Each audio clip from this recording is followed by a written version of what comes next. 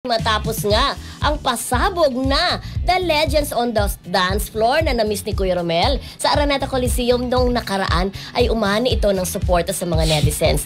Kabilang na nga sa mga todo support ay sina Roderick Paulate, Marian Rivera at Vong Navarro na makikitang full energy rin sa paghataw on stage. Siyempre, huwag nating kakalimutan dyan si Maricel Soriano, ang nag-iisang Diamond Star. Diba, Kuya Rodel? Yes, nandun tayo, Mildred. Diba? Yes. Grabe talaga. Alam mo, unforgettable, one of a kind talaga. Oo. Alam mo, kung may isang word nga na gusto kong i-describe yung buong event, kasi po, mga kaibigan, yung Legends on the Dance Floor ay pagsama-sama po nung mga 80s, 70s, 80s, 90s na dance era po. Yes. Parang first time atang nangyari ito, ang mga sumikat po na mga dancers, sayaw, dance group nung 70s, 80s, and 90s na pagsama-sama po sa isang dance concert na ginanap sa Araneta Coliseum. Sabi ko nga, kung meron akong isang word na that best describe that feeling is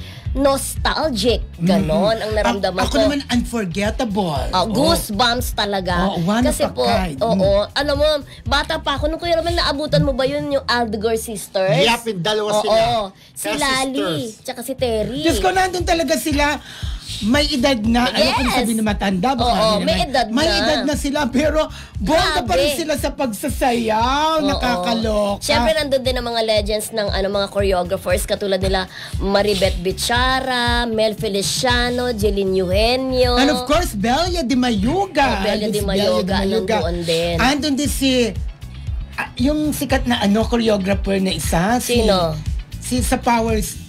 Anong pangalan? Douglas Nieras, of course. Andun din ang paboritong grupo dati din ng Kuya Romel, yung Kids at Work. Kids at Work. At syempre, nandun yung tatlo, Big Three, finale sila. Ang Big Three? Of course, ang Maneuvers, UMD at ang Street Boys. Correct. Grabe talaga. Siyempre, nandun din si Aramina at nag-host, diba, si Isa Calzado. Mamaya meron din tayong balita tungkol sa kanya.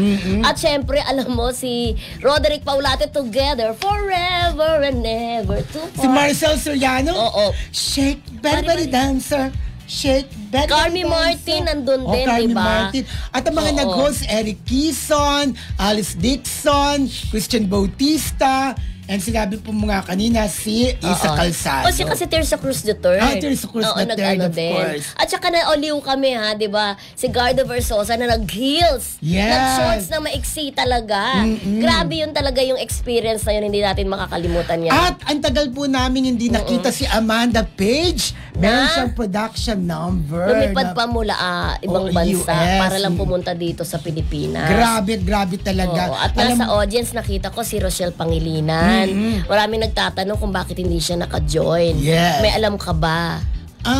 Kasi parang may sa schedule, conflict of schedule. Nagka-conflict. Nandun din si Michael Flores, di ba? Marami pa po. Parang feeling ko pag-uusapan pa natin yan sa mga susunod na araw, no? Dami, Kaganapan. Correct.